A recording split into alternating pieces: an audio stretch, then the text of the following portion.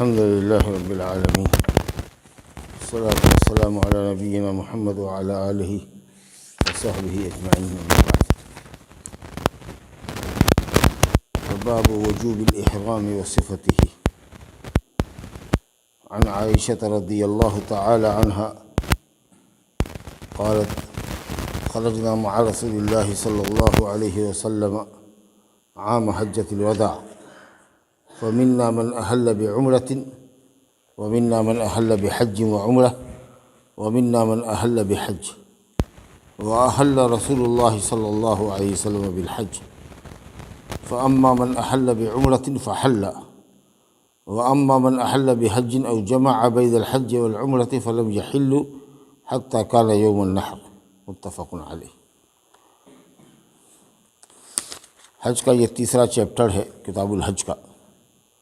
اس کا عنوان ہے احرام کی شکلوں اور قسموں کا بیان اور اس کے طریقے کا بیان، یعنی حج کی قسموں کا بیان. میقات یہاں سے مقررہ جگہ ہے جو گزشتہ درس میں پڑھا تھا ہم نے کہ یہاں سے حاجی کا یا عمرہ کرنے والے کا بغیر احرام میں گزرنا جائز نہیں ہے. تو حج کی کئی قسمیں ہیں، اس کا بیان ہے. سمجھا؟ یعنی جو حدیث اس باب میں آئی ہے اس کے اندر اس کی قسموں کا بیان ہے اور کیسے وہ ادا کیا جائے گا. ایک ہی حدیث کے اندر بہت اختصار سے بیان آیا ہے. خلاصہ اس کا یہ ہے، حدیث پڑھنے سے پہلے اس کو جان لیجیے کہ حج کی تین قسمیں، تین طرح سے لوگ حج کرتے ہیں. ایک حج ہے حج تمتع، اور ایک حج ہے حج قران، اور تیسرا حج ہے حج افراد. اب یہ تینوں کو سمجھ لیجیے تو آسان ہو جائے گا معاملہ. حج تمتع یہ ہے کہ آدمی چلے اپنے گھر سے، میقات جس مقام سے گزرنا ہے اس کو احرام کی چادر پہن کر کے نیت کر کے وہاں وہ صرف عمرے کی نیت کرے گا. سمجھا؟ کہے گا لبیک اللہم عمرۃ، اے اللہ میں عمرے کی نیت سے حاضر ہوں. اور اس کے بعد تلبیہ پڑھے گا لبیک اللہم لبیک لبیک لا شریک لک لبیک ان الحمد والنعمۃ لک والملک لا شریک لک. آئے گا وہ بیان تلبیہ کا. ایک مرتبہ کہے گا لبیک اللہم عمرۃ، اے اللہ عمرے کی نیت سے میں حاضر ہوں. اور اس کے بعد تلبیہ پڑھتا ہوا کہاں پہنچے گا؟ مکہ. مکہ پہنچنے کے بعد جہاں ہوٹل ہے وہاں جائے گا، کھائے گا پیے گا، پیشاب پخانے کی حاجت ضرورت سے فارغ ہو.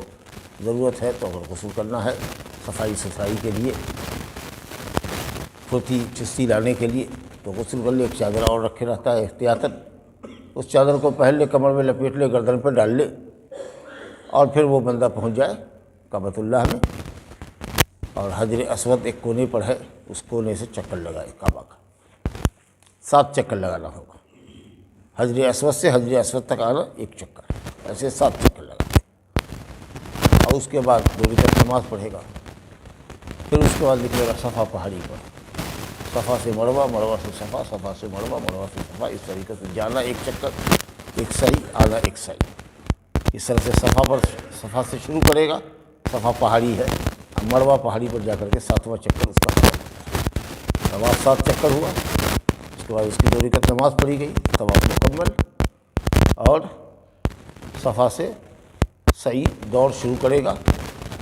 سعی میں دوڑ تیز چلنا، اور وہ جا کر کے 7واں چکر مروہ پر ختم ہوگا. اور پھر اسی گیٹ سے باہر نکلے گا، جا کر کے سیلمی میں جا کر کے پورے کا بال چھپا کرا لے گا یا مڑوا لے گا. ہو گیا اس کا عمرہ. اب وہ وہاں رہے گا یہاں تک کہ جب ذوالحجہ کے یہ 8 تاریخ ہوگی، قربانی کے مہینے کو ذوالحجہ کہتے ہیں، حج کا مہینہ، قربانی کا مہینہ. جب اس کی 8 تاریخ ہوگی تو اپنا اسی ہوٹل سے احرام کی چادر پھر وہی نہا دھو کر کے پہنے گا اور کہے گا اب یہاں سے لبیک اللہم حجۃ، اے اللہ حج کی نیت سے میں حاضر ہوں. اب وہ وہاں سے لبیک کی صدائیں بلند کرتا ہوا مینا میں جائے گا. 5 وقت کی وہاں نماز پڑھتا ہے. پھر 9 تاریخ کو عرفات رہتا ہے. مغرب کے بعد وہاں سے چلتا ہے تو مزدلفہ میں رات گزارتا ہے. اور 10 تاریخ کی صبح میں جا کر کے کنکری مار کر اب وہ حلال ہو گیا یا علماء نے بعض علماء نے کہا کہ کنکڑی مارنے کے بعد بال وغیرہ مڑواوے یا چھوٹا کراوے، کیونکہ آج کل تو قربانی گورنمنٹ کرتی ہے، لیتی ہے، پیسہ جمع کر لیتی ہے، تو اسی لیے کوئی 2 کام، کنکڑی مار دیا اور اس کے بال مڑوا لیا، اس کے بعد آپ حلال ہو گئے۔ یعنی سلا ہوا جو احرام کی جو چادر تھی اس کو اتار دیجیے، نہائیے دھوئیے، سلا ہوا کپڑا پہنیے، خوشبو لگائیے، کھائیے پیئیے، اور اس کے بعد جا کر کے اب جو ہے 10ویں تاریخ کو موقع ہو تو یا 11ویں تاریخ کو ہو، جا کر کے کعبہ کا پھر وہی 7 چکر طواف کیجیے، صفا مروہ کے درمیان 7 چکر صحیح لگا دیجیے، ہو گیا۔ 11 12 کو تینوں پیلر کو کنکڑی مار دینا ہے، جس کو عام طریقے سے لوگ شیطان کہتا ہے، سمجھا کہ اس کو جمرات کہتے ہیں۔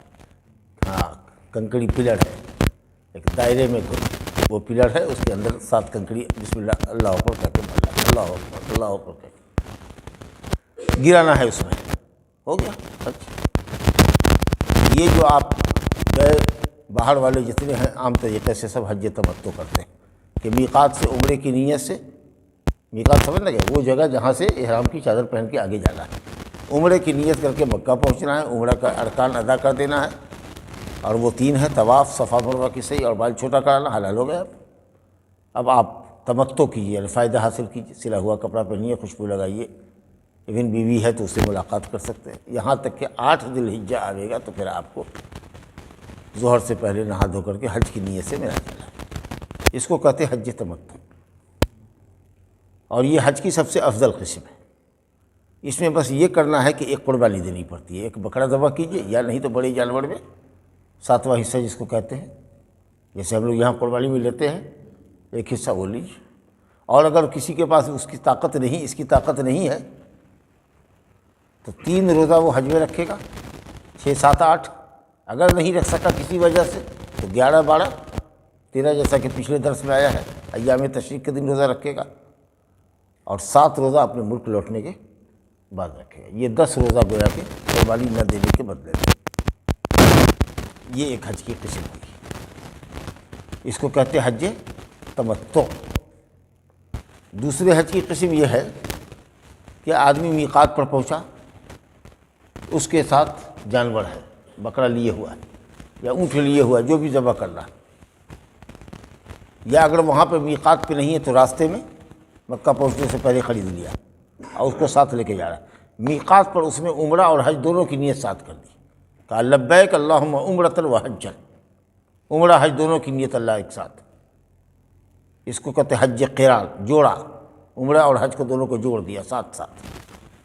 ایسا آدمی مکہ میں پہنچے گا تو کعبہ کا طواف کر کے صفا مروہ کی سعی کر کے بال چھوٹا نہیں کرائے گا، احرام کی چادر بھی نہیں کھولے گا، احرام کی چادر ہی میں رہے گا، یہاں تک کہ یوم النحر کو 10 تاریخ کو کنکڑی مارنے کے بعد ایک پلر کو کنکڑی مارا جاتا ہے، جمرہ عقبہ کو، جو بڑا پلر ہے،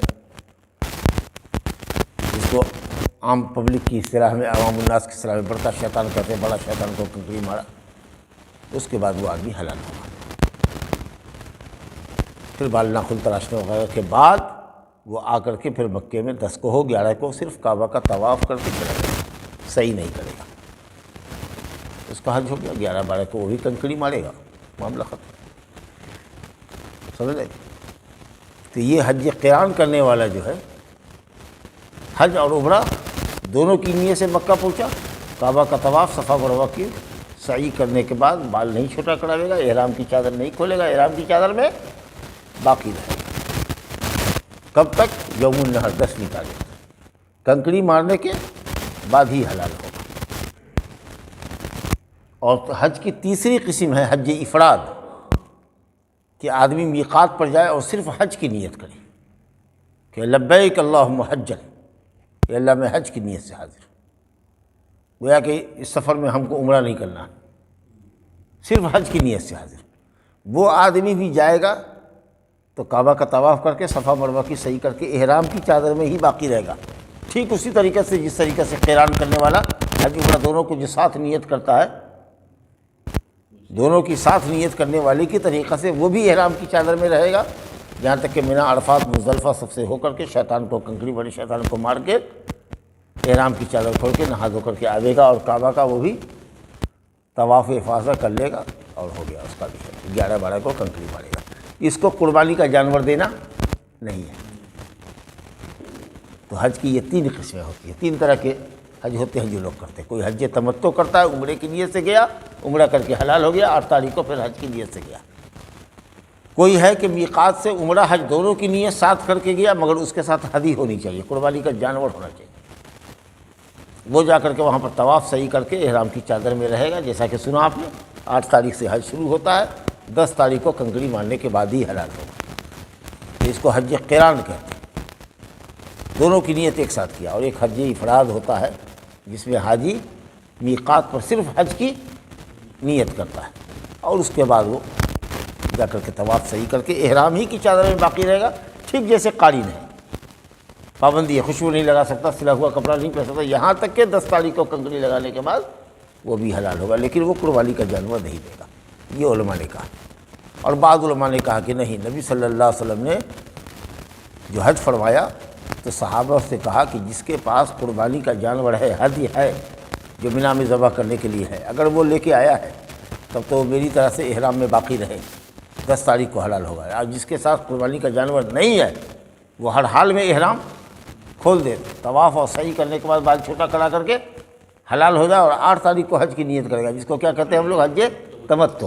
حج تمتع کرے، افراد نہیں چلائے گا۔ ہر چند کے صحابہ نے کہا رسول اللہ ہم حج کی نیت سے آئے ہیں، کیا 2-4 دن باقی رہ گیا، 4 تاریخ کو تو مکہ میں پہنچے ہی ہیں اور 8 تاریخ سے حج شروع ہے، تو کہاں اس میں ہم اپنی بیوی سے ملاقات کریں اور ایسا کریں ویسا کریں، ہم کو رہنے دیجیے احرام کی چادر میں۔ آپ نے کہا ہم کچھ نہیں جانتے ہیں، احرام کی چادر کھولو، بال چھوٹا کراؤ، صفا مروہ کی صحیح کرنے کے بعد، طواف صحیح کرنے کے بعد بال چھوٹا کراؤ۔ تو کچھ لوگ کہتے ہیں کہ حج افراد نہیں ہے، اور اگر افراد ہے تو آپ کو ہدی دینا ہے، لیکن جمہور کہتے ہیں کہ نہیں، نبی صلی اللہ علیہ وسلم نے ان لوگوں کے لیے جو حکم فرمایا تھا وہ اس وقت وجوبی تھا۔ آج بھی بہتر یہی ہے کہ جو حج کی نیت سے جائے اس کو چاہیے کہ عمرہ کر کے حلال ہو جائے، نیت کو توڑ دے، حج کو عمرے میں بدل دے، بہتر ہے۔ لیکن اگر آج بھی کوئی حج افراد کرنا چاہے تو کر سکتا ہے، قربانی نہیں دے گا۔ بہرحال علماء کا کہ مسائل میں اختلاف ہے اور دلائل ہیں دونوں طرف سے، اس تفصیل میں آپ کو لے جانا نہیں ہے۔ تو یہ 3 حج تھا۔ نبی صلی اللہ علیہ وسلم کا حج حج قران تھا۔ آپ صلی اللہ علیہ وسلم نے کہا کہ لوگوں جس کے پاس قربانی کا جانور نہیں ہے، طواف صحیح کر چکے ہو تو بال چھوٹا کھڑا کر کے حلال ہو جاؤ، 8 تاریخ کو حج کی نیت کر لو۔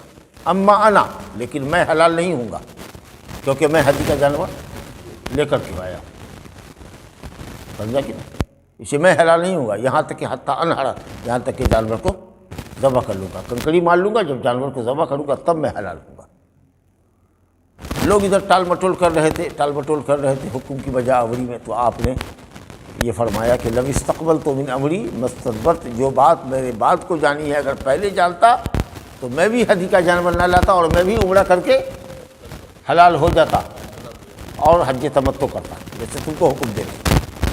تو اس سے اہل علم نے استدلال کیا ہے کہ حج تمتع افضل ہے، افضل جو عام طریقے سے دنیا کے لوگ کرتے ہیں۔ حج عمرہ کی نیت سے پہنچے، پہلے عمرہ کے ارکان ادا کیا، طواف صحیح کیا، بال چھوٹا کیا، حلال، پھر 8 تاریخ کو حج کی نیت۔ اور کچھ حنفی لوگ کہتے ہیں، اور بعض علماء ہمارے بھی کہتے ہیں حدیثوں میں، کہ اگر جس کے ساتھ میقات سے ہدی کا جانور ہے اس کے حق میں قران افضل ہے، جیسا کہ نبی صلی اللہ علیہ وسلم نے کیا، اور جس کے ساتھ ہدی کا جانور نہیں ہے یا جو لے جانا نہیں چاہتا ہے میقات سے تو وہ حج تمتع کرے۔ لیکن قربانی دینی ہے حج تمتع والے کو بھی، فمن تمتع من العمرۃ الی الحج فما استیسر من الہدی، جو حج تمتع کرے گا اس کو ہدی دینا ہے، اور اگر اس کی طاقت نہ ہو تو 3 دن حج میں روزہ رکھے گا، 7 دن گھر لوٹ کے۔ قران والے کے لیے تو ہدی ساتھ جانا ہی ہے، تو یہ دونوں کو تو ہدی دینا ہی ہے، خالی حج افراد والے کو جمہور علماء کہتے ہیں کہ ہدی نہیں دینا ہے، سمجھا نا؟ تو یہی حج کے طریقے ہیں۔ اب حضرت عائشہ رضی اللہ عنہا عمرے کی نیت سے گئی اور یہ حائضہ ہو گئی، یہاں تک کہ 8 ذی الحجہ آ گیا، مینا نکلنے کا وقت آ گیا، ابھی تک طواف صحیح نہیں کیا تھا، تو نبی صلی اللہ علیہ وسلم نے فرمایا کہ غسل کر لو، بال میں کنگھی کر لو صفائی ستھرائی کے لیے، اور عمرے کے اوپر حج کی نیت کا اضافہ کر لو، اور قران کر لو میری ہی طریقے سے، میں قربانی دے دوں گا تمہاری، سمجھا؟ تو ایسا بھی ممکن ہے. یعنی مکہ میں حرم میں داخل ہونے سے پہلے کہ یا کہہ لیجیے طواف شروع کرنے سے پہلے اگر آپ نے حج کی نیت کیا اور چاہتے ہیں کہ راستے میں ہدیہ آپ نے لے لیا ہے تو حج کی نیت پر عمرے کی نیت کا اضافہ کر کے قارن بن سکتے ہیں. سمجھا کہ نہیں؟ حج کی نیت سے گئے، کسی نے کہا اے حج تمتع افضل ہے، کیا حج کی نیت کر کے آئے ہو، عمرہ کر کے حلال ہو جاؤ، تو آپ عمرہ کر کے حلال ہو جائیے. 8 تاریخ کو پھر حج کی نیت کی، حج تمتع کر لیجیے. یہی حضرت عائشہ رضی اللہ عنہ کہتی ہیں کہ ہم نبی صلی اللہ علیہ وسلم کے ساتھ نکلے حجۃ الوداع کے سال سن 10 ہجری میں، ہجرت کے 10ویں سال نبی صلی اللہ علیہ وسلم نے حج کیا تھا. وہی ایک حج تھا آپ کا جو نبوت کے بعد ہے، اور اسی حج کو حجۃ الوداع کہتے ہیں. اس میں آپ نے رخصت کیا امت کو کہ لوگوں الوداع، ہو سکتا ہے کہ میں اس سال کے بعد حج نہ کروں. ایک طرح سے امت کو آپ الوداع کہہ رہے ہیں، رخصت کر رہے ہیں. میں تمہیں 2 چیزیں چھوڑ کے جا رہا ہوں، قرآن اور میری سنت، اس پر عمل کرو گے، مضبوطی سے تھامے رہو گے تو کبھی گمراہ نہیں ہوگے. بہت جامع نصیحتیں آپ نے فرمائی. ایک طرح سے دنیا سے رخصتی کا آپ نے اعلان فرمایا. حجۃ الوداع اس کو کہتے ہیں. سمجھا؟ سن 10 ہجری میں ہوا. ہاں، تو کہتی ہیں یہ کہ جب آپ نے حج کیا حجۃ الوداع میں سن 10 ہجری میں، فَمِنَّا مَنْ أَحَلَّ بِعُمْرَةٍ، ہم میں سے کچھ لوگ ایسے تھے جنہوں نے عمرے کیا، احلال کیا، یعنی عمرے کی نیت کی، عمرے کا تلبیہ پڑھا، لبیک اللہم عمرۃ. وَمِنَّا مَنْ أَحَلَّ بِحَجٍّ وَعُمْرَةٍ، اور ہم میں سے کچھ نے حج اور عمرہ دونوں کی نیت ایک ساتھ کی. تو جس نے عمرہ کی نیت کی اور آگے چل کر کے 8 تاریخ کو حج کی نیت کرے گا، اس کو کیا کہا؟ حج تمتع. اب جس نے حج اور عمرہ دونوں کی نیت کی اس کو کیا کہا؟ حج قران. وَمِنَّا مَنْ أَحَلَّ بِحَجٍّ، اور ہم میں سے کسی نے صرف حج کی نیت کی، اس کو کہتے ہیں حج افراد. اور رسول اللہ صلی اللہ علیہ وسلم نے حج کی نیت کی. تو ہو سکتا ہے کہ شروع میں حج کی نیت کیا ہو اور بعد میں حج کی نیت پر عمرے کی نیت کا اضافہ کر دیا ہو، تو کیا بن گیا؟ قارن بن گیا. قران، حج قران کیا. جیسا کہ بخاری مسلم میں صاف روایت ہے کہ میں حلال نہیں ہوں گا طواف صحیح کرنے کے بعد، کیونکہ میرے ساتھ حج کا جانور ہے. تو شروع میں ممکن ہے کہ آپ حج کی نیت کیا ہو، بعد میں آپ نے عمرے کی نیت کا اضافہ کر دیا ہو. اب یہ کہتی ہیں طریقہ کیا ہے؟ فَأَمَّا مَنْ أَحَلَّ بِعُمْرَةٍ فَحَلَّ، جس نے صرف عمرے کی نیت کی تھی، عمرے کا تلبیہ پڑھا تھا میقات سے، وہ جب مکہ پہنچا تو عمرہ کر کے حلال ہو گیا. عمرہ کر کے حلال ہونے کا مطلب طواف کیا، صفا مروا کی، سعی کی، بال چھوٹا کیا، حلال ہو گیا. احرام کی چادر سے باہر آ گیا، نہا دھو کر کے سلا ہوا کپڑا اس نے پہن لیا، خوشبو لگایا، بیوی ہے تو اس کے پاس گیا.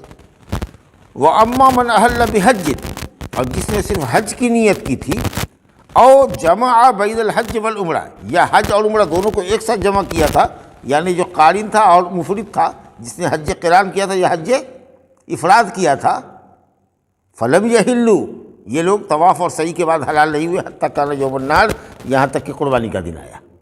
تو آپ کو بتایا تھا نا کہ جس نے قران کیا وہ صفا مروا کی صحیح کرنے کے بعد، طواف صحیح کرنے کے بعد احرام کی چادر میں باقی رہے گا. یہی صرف حج کی نیت کرنے والے شخص کے لیے بھی ہے کہ طواف صحیح کرنے کے بعد احرام کی چادر میں باقی رہو یہاں تک کہ 10 تاریخ کو کنکڑی مارو، بال چھوٹا کراؤ. تو حج افراد کرنے والے پر لوگ کہتے ہیں کہ قربانی نہیں ہے. جمہور علماء، قارن کے لیے تو قربانی مشق ہے، اس کے ساتھ تو ہدی کا جانور ہوتا ہے. اور جو حج تمتع کرتا ہے فائدہ اٹھانے کی وجہ سے اس کے اوپر قربانی ہے، اور قربانی اگر نہ ہو تو 3 روزہ حج میں رکھے رہے گا، 7 رکھا. تو حج تمتع والے کے لیے یہ 2 آپشن ہے کہ اگر قربانی کا جانور نہیں پاتا ہے یا پیسہ نہیں ہے قربانی کا جانور خریدنے کرنے کے لیے تو 10 روزہ رکھے گا، 3 مکے میں اور 7 روزہ گھر پہنچ کر کے. لیکن حج قران کرنے والے کے لیے کمپلسری ہے کہ قربانی ہو، اور حج افراد کرنے والے کے لیے قربانی نہیں ہے. یہ جمہور اہل علم کہتے ہیں. لیکن ہمارے بعض اہل علم کہتے ہیں، علماء اہل حدیث، کہ صاحب جس کے ساتھ ہدی کا جانور نہ ہو، نبی صلی اللہ علیہ وسلم نے ایسے تمام صحابہ کو یہ کہا تھا کہ عمرہ کر کے حلال ہو جاؤ اور 8 تاریخ کو حج کی نیت کرنا، حج تمتع کرنا. لہذا اب کوئی حج افراد نہیں کر سکتا. لیکن جمہور کہتے ہیں کہ نہیں، نبی صلی اللہ علیہ وسلم کے انتقال کے بعد بھی ابو بکر، عمر، عثمان نے رضی اللہ عنہم اجمعین نے حج افراد کیا. تو اب یہ لوگ جواب دیتے ہیں کہ ان کے ساتھ قربانی کا جانور رہا ہوگا، قربانی دیتے رہے ہوں گے. تو اب قربانی اگر ہے تو آپ کو اختیار ہے کہ یا تو حج افراد کیجئے یا حج قران کیجئے. لیکن بہرحال کعبہ کا طواف اور صفا مروہ کی سعی کرنے کے بعد اگر آپ احرام کی چادر میں باقی رہتے ہیں 10 تاریخ تک تو آپ کو قربانی دینی ہی پڑے گی، اور اگر نہیں دیتے ہیں آپ تو پھر آپ حج تمتع کیجیے۔ لیکن جمہور اہل علم کہتے ہیں کہ نہیں، تینوں شکل جائز ہے، حج تمتع کرے یا حج قران کرے یا حج افراد کرے۔ نبی صلی اللہ علیہ وسلم نے کون سا حج کیا تھا؟ حج قران کیا تھا۔ تو کچھ لوگ کہتے ہیں کہ اگر جس کے ساتھ ہدی ہو اس کے لیے حج قران افضل ہے، اور کچھ علماء کہتے ہیں کہ مطلق کہتے ہیں کہ ہر حال میں افضل حج تمتع ہے، کیونکہ نبی صلی اللہ علیہ وسلم قران کرنے والے تھے، لیکن اس کے باوجود آپ یہ کہہ رہے ہیں کہ جو حج تمتع کی فضیلت بعد میں مجھے معلوم ہوئی، اگر وہ پہلے معلوم ہوتی تو میں بھی عمرہ کر کے حلال ہو جاتا۔ اور جو لوگ کہتے ہیں کہ نہیں نبی صلی اللہ علیہ وسلم کا حج افضل تھا قران، وہ کہتے ہیں کہ یہ صحابہ کے دل کو خوش کرنے کے لیے نبی صلی اللہ علیہ وسلم نے فرمایا کہ بھئی تم لوگوں کے پاس ہدی نہیں ہے تو کیوں نہیں حلال ہو جاتے ہو؟ ارے میں بھی اگر مجھے پہلے سے معلوم ہوتا تو میں بھی ایسے ہی کرتا کہ اگر تم لوگ اس طرح سے ٹال مٹول کرو گے، سمجھا، احرام کی چادر نہیں کھولو گے تو ہم بھی اپنے ساتھ ہدی نہیں لاتے۔ یہ ان کے تطیب لقلوب ہے، ان کے دل کو خوش کرنے کے لیے، دل کا بوجھ کم کرنے کے لیے آپ نے یہ فرمایا تھا۔ بہرحال تو مسئلے میں اختلاف ہے کہ اگر کسی کے ساتھ ہدی ہو تو حج قران کرے یا بہتر ہے کہ وہ حج تمتع کرے، اس میں اختلاف ہے۔ انشاءاللہ میں سمجھتا ہوں کہ حج تمتع مطلق افضل ہے، مطلق افضل ہے، حج تمتع مطلق افضل ہے۔ تو چلیے یہ حج کی قسمیں ہوئی، اور اسی اعتبار سے آدمی کرتا ہے۔ بھئی کون سے حج میں آئے ہیں آپ؟ تو حج تمتع، ماشاءاللہ اچھا کیا، یعنی میقات سے عمرے کی نیت سے آپ مکہ پہنچے اور عمرہ کر کے پھر 8 تاریخ کو حج کیے۔ حاجی سب جو جاتا ہے نا، دیکھتے نہیں شوال کے بعد ہی جائے گا، شوال سے پہلے کوئی نہیں جاتا ہے، کیونکہ شوال سے ہی حج کا مہینہ شروع ہوتا ہے۔ عید جس دن پڑھتے ہیں پہلی شوال کو، اس دن سے حج کا مہینہ شروع ہوتا ہے۔ تو اب اسی کے 10 دن 15 دن کے بعد 20 دن کے بعد جہاز لوگوں کا ہوتا ہے، کسی کو مکہ لے کے بعد میں مدینہ لے گیا، کبھی کسی کو مدینہ لے گیا تو بعد میں مکہ لے کر کے آیا، سمجھ لگے؟ تو وہاں بہرحال وہ طواف صحیح کر کے بال چھٹا کر کے 15 دن 20 دن 1 مہینہ جو جیسے گیا ہے اس کے حساب سے وہ احرام کی چادر سے باہر رہتا ہے۔ صفا مروہ کی صحیح کر لیا، بال چھٹا کر لیا، حلال ہو گیا۔ اب آپ کے طریقہ سے کرتا پاجامہ شرٹ پینٹ خوشبو لگا کے پہن رہا ہوا جا رہا ہے، کعبہ میں اپنا نماز پڑھ رہا ہے، آ رہا ہے، طواف کر رہا ہے، یہاں تک کہ جب 8 تاریخ آئے گی تو پھر حج کی نیت سے مکہ پہنچے گا، مینا پہنچے گا، سمجھا؟ تو یہی ساری دنیا کے لوگ عام طریقہ سے موسٹلی ہم سمجھتے ہیں کہ 90% سے زیادہ لوگ دنیا میں حج تمتع کرتے ہیں۔ اور ماشاءاللہ قربانی کا جانور گورنمنٹ مہیا کرتی ہے، اس لیے پہلے ہی قربانی کا جانور پیسے میں لے لیا جاتا ہے، 400 500 جو بھی ریال ہو وہ آپ کو پیسے ہی میں دے دینا ہے، اور اتنا بکرا خرید کر کے اکٹھا کر دیا جاتا ہے، اب وہ 10 تاریخ سے لے کر کے 13 تاریخ تک میں سب کو ذبح کر دیا جاتا ہے۔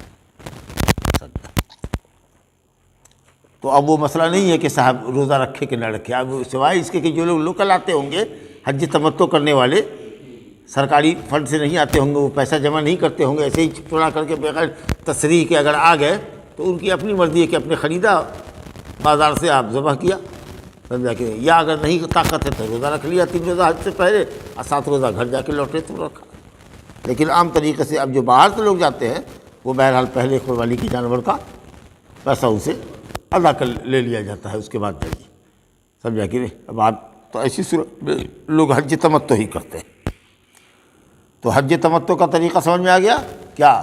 کہ میقات سے آدمی عمرے کی نیت سے مکہ پہنچے، عمرہ کے 3 کام ہوتے ہیں، طواف، سعی صفا مروہ کے درمیان، اور بال چھوٹا کرانا یا مڑوانا۔ اگر زیادہ لمبی مدت ہو ابھی حج میں تو بال مڑوا لیجیے، لیکن ابھی دیکھیے کہ صاحب 4 تاریخ کو 5 تاریخ کو آئے ہیں، 2 دن کے بعد ہمارا حج شروع ہو رہا ہے، تو بال کو چھوٹا کرا لیجیے، اور 10 تاریخ کو بال مڑوا لیجیے، ٹھیک ہے۔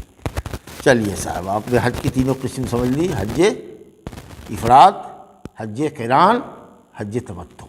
افضل حج ہم لوگوں کے نزدیک ہماری تحقیق کے مطابق حج تمتع ہے۔ ایک ہی حدیث ہے اس باب کے اندر، دوسرا جو باب ہے اس کے اندر 1-2 حدیث ہم لوگ لیتے ہیں۔ انہوں نے کہا باب الاحرام، چوتھا باب ہے، باب الاحرام وما یتعلق به، باب الاحرام وما یتعلق به، احرام کا باب اور احرام سے جو چیزیں متعلق ہیں۔ محرم احرام میں آنے کا مطلب یہ کہ آدمی حج یا عمرے کے مناسک میں اپنے آپ کو داخل کرے، مناسک حج یا عمرے میں آدمی داخل ہو جائے۔ اب یہاں سے کہہ دیا لبیک اللہم عمرۃ، تو یہ ہوا آپ کا احرام، سمجھا کہ نہیں؟ اب اس کے لیے چادر بھی ہو کہ مرد ہے تو بغیر بدن کے حساب سے کپڑا سلا ہوا نہیں ہونا چاہیے، ایک چادر ہو جو کمر میں لپیٹ لیں لنگی کے طریقے سے، ایک چادر ہو جو کندھے پر ڈال لیں اور کہہ دیا لبیک اللہم عمرۃ، اور عورت اپنے تمام لباس میں رہے گی، صرف دستانہ نہیں پہنے گی بس، سمجھا، وہ تفصیل سے آئے گی۔ تو وہی کہتے ہیں احرام، گویا حج یا عمرے کے اندر داخل ہونا، اس کو احرام کہتے ہیں، کیونکہ جو چیزیں احرام سے پہلے حلال تھیں اب وہ حرام ہو گئی۔ اب بال نہیں توڑ سکتے، ناخن نہیں کاٹ سکتے، خوشبو نہیں سونگھ سکتے، عورت سے بات نہیں کر سکتے، شہوانی باتیں نہیں کر سکتے بیوی سے، نہیں سمجھا؟ تو بہت سی وہ چیزیں جو حلال تھیں اب احرام میں آنے کے بعد وہ حرام ہو گئی، اس لیے اس کو احرام کہتے ہیں۔ حضرت عبداللہ بن عمر رضی اللہ عنہ کی حدیث ہے، پہلی حدیث باب میں 713 نمبر کی حدیث ہے، عن ابن عمر رضی اللہ تعالی عنہما قال ما احل رسول اللہ صلی اللہ علیہ وسلم الا من عند مسجد متفق علیہ۔ ابن عمر رضی اللہ عنہما کہتے ہیں کہ نبی صلی اللہ علیہ وسلم نے احلال نہیں کیا، یعنی تلبیہ نہیں پڑھا۔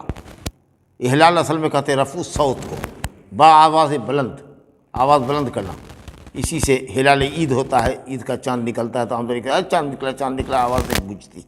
احلال معنی اظہار، یعنی اپنے عمرے کا یا حج کا جو بھی قسم آپ کرنے والے ہیں اس کا اظہار کر دیں، لبیک اللہم عمرۃ، یہ عمرے کی نیت کا اظہار ہو گیا، لبیک اللہم حجا و عمرۃ، یہ ہو گیا حج قران کا اعلان ہوا، لبیک اللہم حجا، یہ حج کا اعلان ہوا، اظہار ہوا، ایک مرتبہ کہہ دیا، اس کے بعد اب لبیک لبیک لبیک کی صدائیں بلند کرتے ہوئے مکہ پہنچے۔ تو کہتے ہیں رسول اللہ صلی اللہ علیہ وسلم نے احلال کیا، یعنی تلبیہ پڑھنا شروع کیا یا احرام کیا یا نیت کیا، الا من عند مسجد، کہاں سے؟ مسجد ذوالحلیفہ سے، مسجد نبوی سے نہیں جہاں آپ کا مکان تھا یا جو آپ کی مسجد اتنی فضیلت والی مسجد ہے وہاں سے نہیں کیا، بلکہ جو میقات متعین کیا ہے وہ میقات ہے مدینہ والے کی ذوالحلیفہ، مسجد نبوی سے 6 میل کی دوری پر ہے، سمجھا؟ اس کو بیر علی یا ابیار علی کہتے ہیں۔ وہ ایک جگہ ہے ماشاءاللہ باقاعدہ، وہاں پر پورے حمامات ہیں، غسل کرنے کے غسل خانے ہیں، بڑی سی مسجد ہے، لوگ وہیں جاتے ہیں، غسل کرتے ہیں، سلا ہوا کپڑا اتارتے ہیں، احرام کی چادر زیر تن کرتے ہیں، سمجھا کہ نماز کا اگر وقت ہے، ظہر کا عصر کا کوئی سا بھی وقت یا نہیں ہے تو بھی ایسے ہی سنت 2 رکعت نماز پڑھ لیتے ہیں، اور اس کے بعد وہیں سے اسی مسجد سے لبیک اللہم عمرۃ کہا، تلبیہ پڑھتے ہوئے نکلے، گاڑی موٹر پر بیٹھے، اب گاڑی چلی۔ یہ کہہ رہے ہیں حضرت عبداللہ بن عمر کہ نبی صلی اللہ علیہ وسلم نے نیت کا اظہار نہیں کیا، تلبیہ نہیں پڑھا، مگر مسجد کے پاس سے، مسجد سے مراد مسجد ذوالحلیفہ، تو معلوم ہے کہ احرام میں کہاں آنا چاہیے، چادر کہاں پہننی چاہیے، نیت کہاں کرنی چاہیے؟ میقات پر۔ اب یہیں سے پٹنے ہی سے کپڑا پہن لیا، کلکتے ہی سے کپڑا پہن لیا، نہیں آیا، ارے کرتا پاجامہ پہنے رہیے، اور جو بیگ آپ کے ہاتھ میں ہے اس بیگ میں 2 چادر رکھے رہیے، 2 گھنٹہ پہلے ہی سے 1 گھنٹہ پہلے سے کہتا ہے کہ آپ کا میقات آنے میں 1 گھنٹہ ہے، اس کے بعد کہے گا 50 منٹ ہے، 45 منٹ ہے، ایسے ایسے کرتے کرتے وہ ایک دم بدل، جب دیکھیے کہ اب 10 منٹ 15 منٹ رہ گیا ہے تو بیڈ پر بیٹھے بیٹھے کرتا بنیان جو ہے اس کو اتار کر کے رکھ دیجیے، سمجھا کہ ایک لنگی کے طریقے سے چادر نکالا پہنا، پینٹ کچھیا جو ہے آپ کا اس میں نکال دیجیے، سمجھا کہ اس کو لپیٹ کر کے بیگ میں رکھ لیا، اور دوسرے کرتا بنیان نکال کے رکھ دیا، چادر پہن لیا۔ ہاں، عورت کے لیے چونکہ کپڑا نہیں بدلنا ہے، اس لیے وہ اپنا پورے کپڑے کے ساتھ ہے، صرف اس مقام پر آئے گی تو وہ نیت کر لے گی لبیک اللہم عمرۃ۔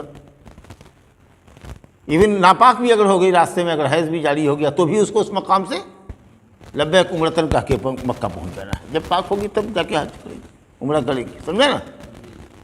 تو لوگ یہیں سے پہن لیتے ہیں، پہن کر کے چڑھے، لیکن بہتر یہ ہے کہ آدمی میقات سے کرے، اور ایک دم آرام سے بیٹھے بیٹھے سیٹ پر ذرا سا اٹھ کر کے آدمی لگی جیسا تو باندھنا، ایک پاجامہ ہے ڈھیلا اس کو کھول دیا، لگی پہن لیا، اور اس کے بعد کرتا اتار کر کے رکھ دیا، ایک چادر بدل پڑے تھے ڈالے ہوئے ہیں، جب ٹھیک مقام آیا، اب 2 منٹ رہ گیا ہے کہ اب یہ جہاز کراس کر جائے گا اس جگہ کو، احتیاطاً 2 منٹ 3 منٹ پہلے لبیک اللہم عمرۃ کہہ دیا، نیت آپ کا احرام شروع۔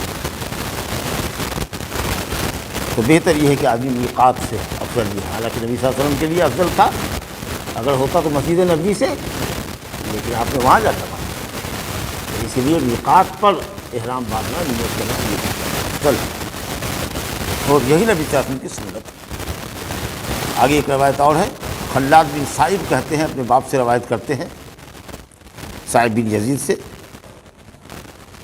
صاحب بن خلاد بن سوید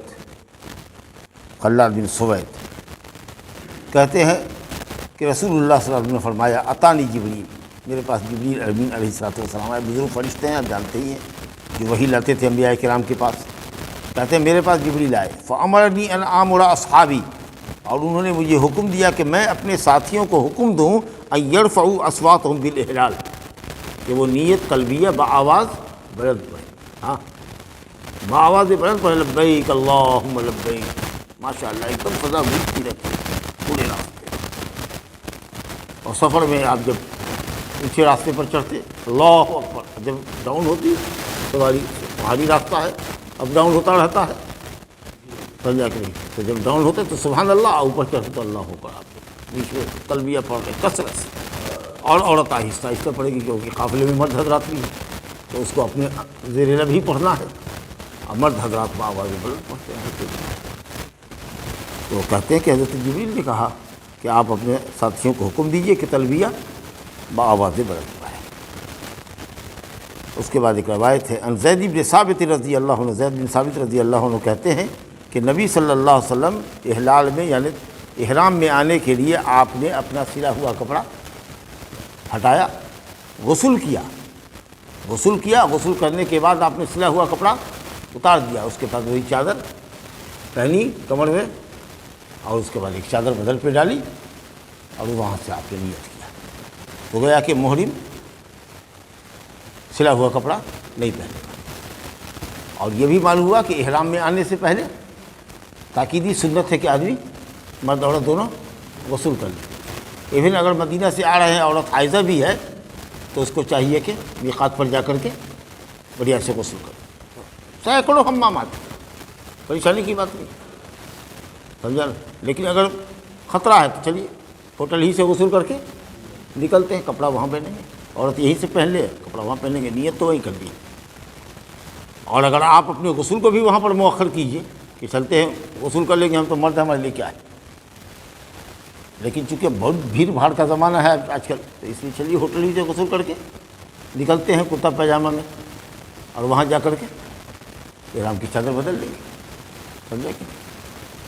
تو کہتے ہیں کہ نبی صلی اللہ علیہ وسلم احرام میں آنے کے لیے آپ نے غسل کیا، اور غسل کرنے کے بعد سلا ہوا کپڑا اتار دیا، اور غیر سلا ہوا، گویا کہ غیر سلا کا مطلب یہ کہ بدن کے اعتبار کا جو کٹنگ ہے، پائجامہ کٹنگ ہوتا ہے نا پینٹ، جس میں پیر کے حساب سے سلا جاتا ہے، کرتا ہے، شرٹ ہے جس میں ہاتھ کالر وغیرہ سب بنتا ہے، ایسا نہیں، یعنی بدن کے حساب سے نہیں، ایک چادر کمر میں لپیٹی اور ایک چادر بدن کے حساب۔ اب محرم کیا کیا نہیں پہنے گا یا کیا پہنے گا، اس کا ذکر آئے گا انشاءاللہ، اس کو اگلے درس میں بیان کریں گے کہ حالت احرام میں کیا پہننا ہے اور کیا نہیں پہننا ہے، محرم کے لیے کیا کیا پابندیاں ہیں جن کا لحاظ کرنا اس کو ضروری ہے، اور اگر لحاظ نہیں کرے گا تو اس کو فدیہ لگ جائے گا۔